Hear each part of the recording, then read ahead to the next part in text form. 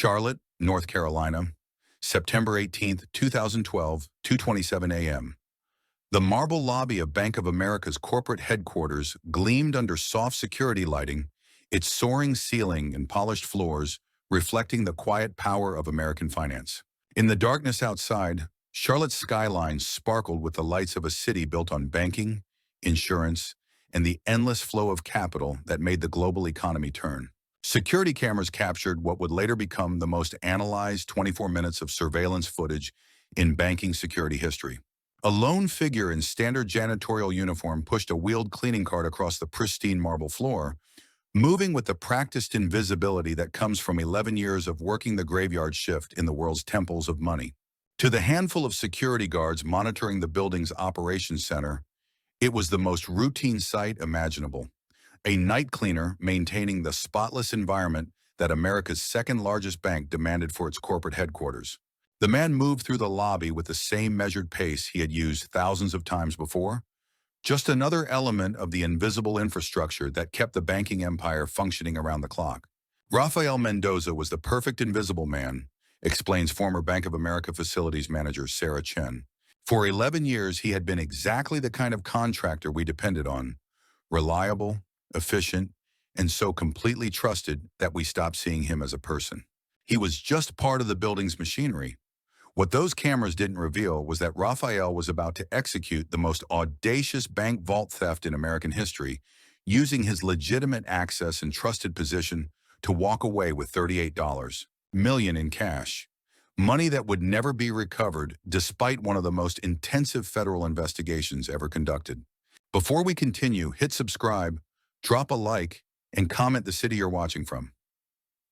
I love seeing how far these stories travel. At 2:27 a.m., Rafael swiped his master key card and entered a restricted corridor marked Authorized Personnel Only. The card's access log would later show routine cleaning authorization for vault service areas, but Rafael wasn't planning to clean anything except out the cash reserves that Bank of America kept for its most exclusive clients. Rafael understood something that the bank's billion-dollar security apparatus had completely missed, observes federal banking investigator Agent Maria Santos. They had invested enormous resources protecting against sophisticated cyber attacks and organized crime, but they trusted their custodial staff with access that many executives didn't possess. 24 minutes later, Rafael emerged from the restricted area pushing the same cleaning cart, apparently unchanged from when he had entered. But hidden beneath industrial trash bags and bottles of disinfectant were bundles of cash representing more money than most people would see in multiple lifetimes. Bank of America thought its money was secure behind multiple layers of electronic security, biometric scanners, and armed guards, reflects former FBI Financial Crimes Director Dr. Michael Rodriguez. But they forgot about the man holding the master keys to every door, the invisible worker who was supposed to keep their kingdom clean. By sunrise, both Rafael Mendoza and $38 million in cash had vanished completely, leaving behind one of the most sophisticated inside thefts in banking history and a mystery that would consume federal investigators for years. Rafael Mendoza arrived in Charlotte, North Carolina in September 1999, carrying nothing but a work visa, basic English skills, and the determined hope that America's financial capital of the South might offer opportunities for someone willing to work hard and remain invisible. Rafael came to Charlotte at exactly the right time to witness the greatest banking boom in American history, explains immigration attorney Dr. Patricia Valdez. But he experienced it from the bottom, cleaning up after the people who were moving billions of dollars with the click of a mouse. Rafael found employment through a janitorial services company that contracted with Bank of America to maintain their sprawling corporate headquarters. At $13.75 per hour, working the night shift from 10 p.m. to 6 a.m., Rafael became part of the invisible workforce that kept America's financial empire operating smoothly. Night shift cleaners at major banks occupy a unique position in the American economy, observes workplace sociologist Dr. Angela Martinez. They have access to the most sensitive areas of financial institutions, but they're paid wages that keep them permanently excluded from the prosperity they help maintain.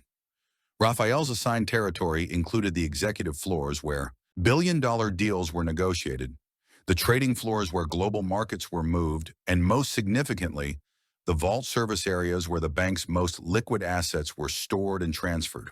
Raphael had access to areas that most Bank of America executives never saw, admits former security director Paul Richards. We gave custodial staff master access because they needed to clean everywhere. It never occurred to anyone that this access could be weaponized for the largest bank theft in North Carolina history. For 11 years, Raphael observed the rhythms of American high finance from a perspective that no one else possessed. He cleaned conference rooms where mergers worth hundreds of billions were planned. He emptied trash cans containing documents that would move global markets.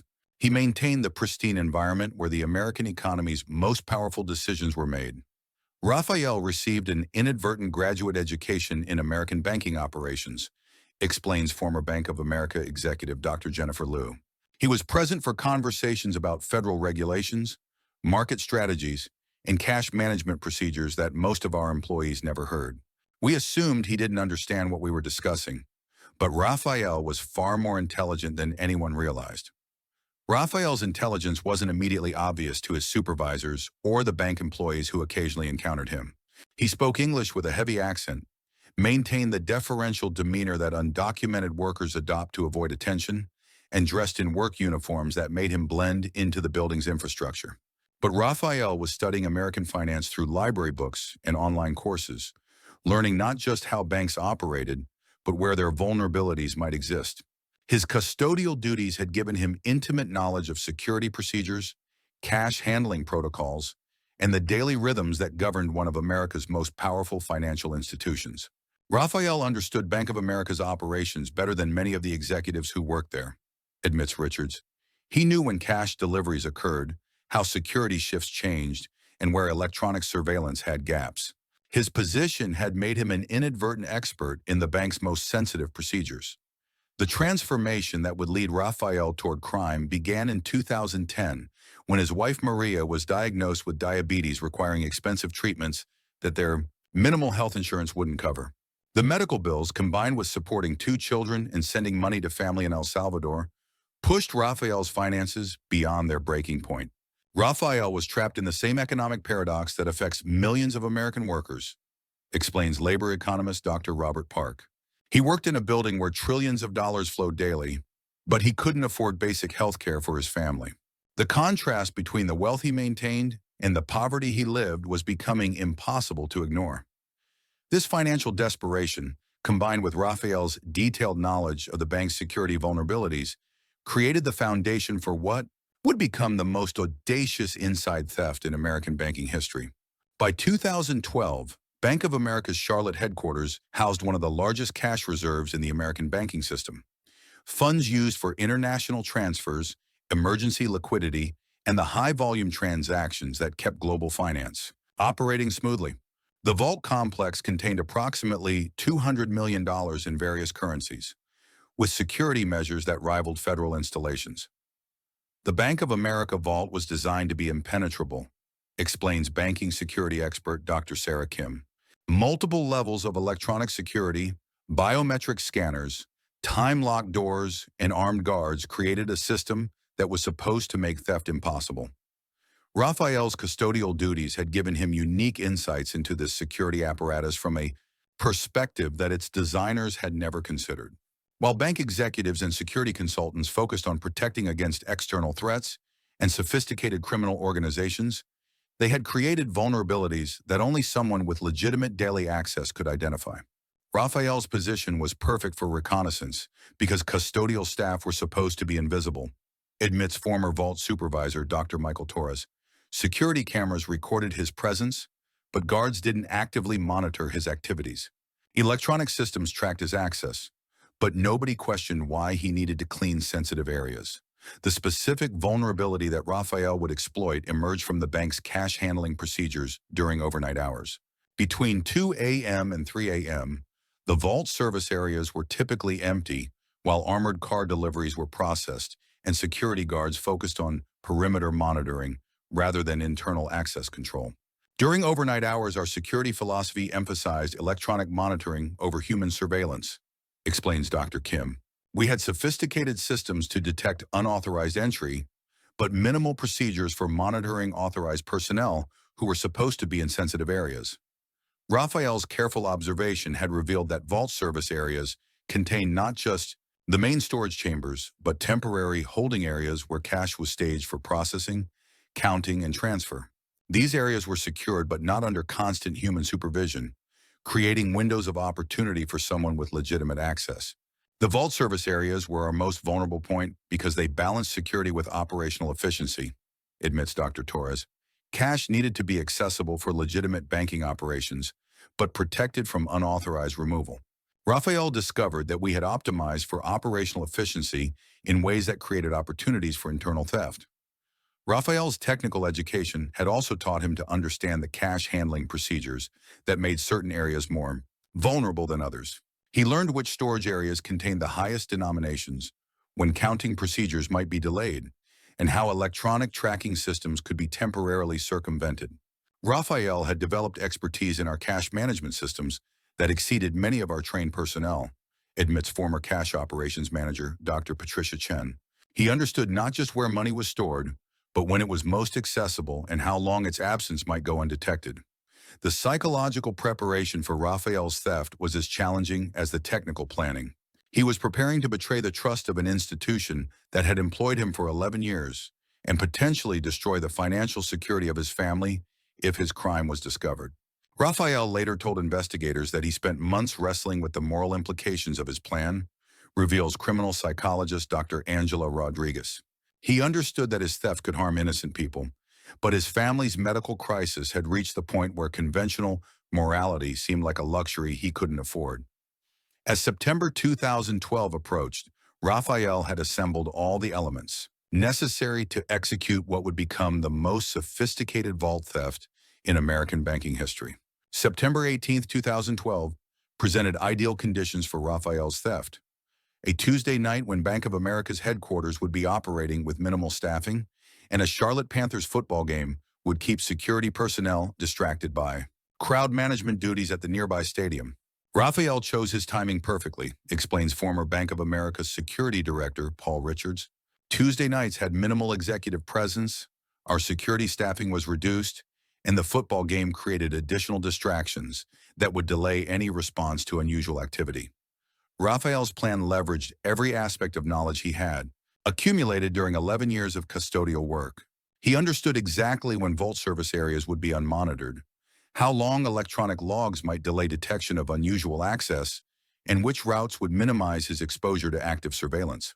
Raphael's planning was sophisticated because he understood our security systems from the inside, explains banking security consultant Dr. Jennifer Torres. He knew not just what our procedures were designed to prevent, but when and how they might fail under specific circumstances. The physical preparation for Raphael's theft had required months of careful modification to his standard cleaning equipment. He had created false compartments in his janitorial cart, installed hidden supports to handle additional weight, and practiced loading procedures that would conceal large volumes of cash beneath routine cleaning supplies. Raphael's cart was a masterpiece of concealment engineering, observes evidence technician Maria Rodriguez. He had essentially built a mobile bank vault that could transport millions of dollars while appearing to contain nothing more valuable than trash, bags, and disinfectant bottles. Raphael arrived for his shift at 10 p.m. carrying the same worn lunchbox he had used for years, greeting security guards who had seen him thousands of times, and beginning his routine with the same systematic approach that had made him a reliable employee for over a decade. Raphael showed no signs of nervousness or unusual behavior when he started his shift, recalls night supervisor Dr. Sarah Martinez. If anything, he seemed more focused than usual. He went through his equipment checklist methodically and even helped resolve a minor maintenance issue in the executive break room. For the first 4 hours of his shift, Raphael performed his standard custodial duties with the reliability that had made him virtually invisible to Bank of America's management. He cleaned executive offices, maintained public areas, and handled routine maintenance tasks that kept the headquarters operating smoothly. But at 2:03 a.m., as the building entered its quietest period and security attention focused on perimeter monitoring, Raphael began the sequence of actions that would change his life forever. At 2:03 a.m. on September 18, 2012, Raphael Mendoza swiped his master key card and entered the restricted corridor that would either make him wealthy beyond imagination or destroy everything he had built during 11 years of invisible service to American banking. Raphael's access to our most secure areas was so routine that our electronic systems didn't even flag his entry as unusual, explains former Bank of America security systems analyst Dr. Michael Kim. His keycard had been authorized for vault service access for years, and his presence in those areas during overnight hours was considered completely normal. The vault service corridor was a sterile, fluorescent-lit passageway lined with reinforced doors leading to cash processing areas, temporary storage chambers, and the main vault complex where Bank of America's most liquid assets were secured. Raphael moved through this environment with the confidence of someone who belonged there, carrying cleaning supplies and displaying the professional demeanor that had made him trusted by the institution's most security-conscious executives. At 2:09 a.m., Raphael entered Vault Service Area C, a temporary holding facility where cash was staged between armored car deliveries and final vault storage. The area contained approximately $50 million in various denominations, organized in bundled stacks that were secured but not under direct human surveillance during overnight hours. Area C was designed for operational efficiency rather than maximum security, admits former Vault Operations Manager Dr. Patricia Torres. Cash needed to be accessible for legitimate banking operations, so we balanced security with the practical requirements of money processing and transfer. Raphael's selection process demonstrated both technical knowledge and criminal sophistication. He chose bundles of high-denomination bills that would maximize value while minimizing bulk, focusing on currency that was scheduled for transfer to other facilities and might not be audited for several days. The physical process of removing $38 million in cash required significant logistical skill.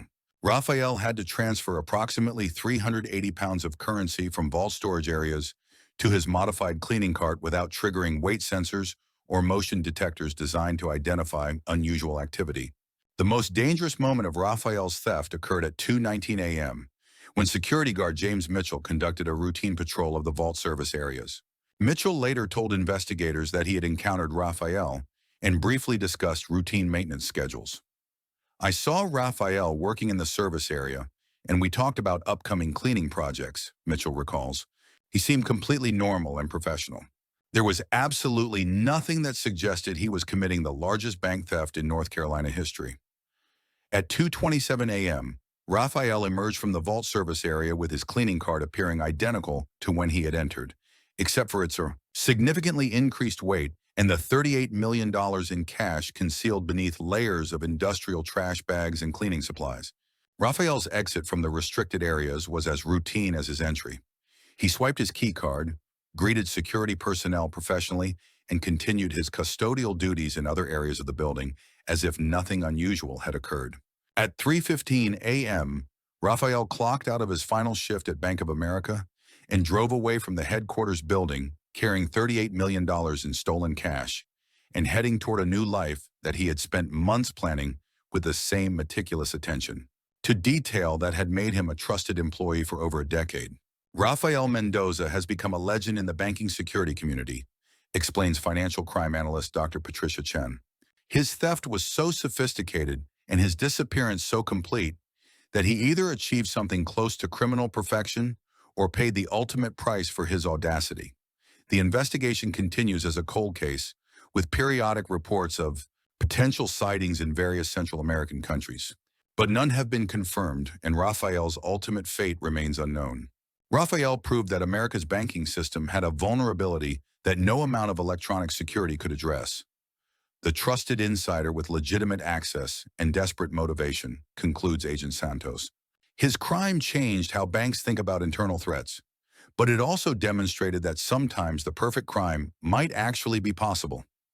The empty vault service area at Bank of America's Charlotte headquarters has been redesigned with enhanced security measures inspired by Raphael's theft.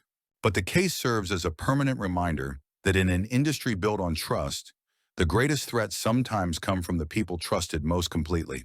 Whether Rafael Mendoza is living comfortably in tropical exile or became another victim of the criminal underworld remains one of banking's greatest unsolved mysteries.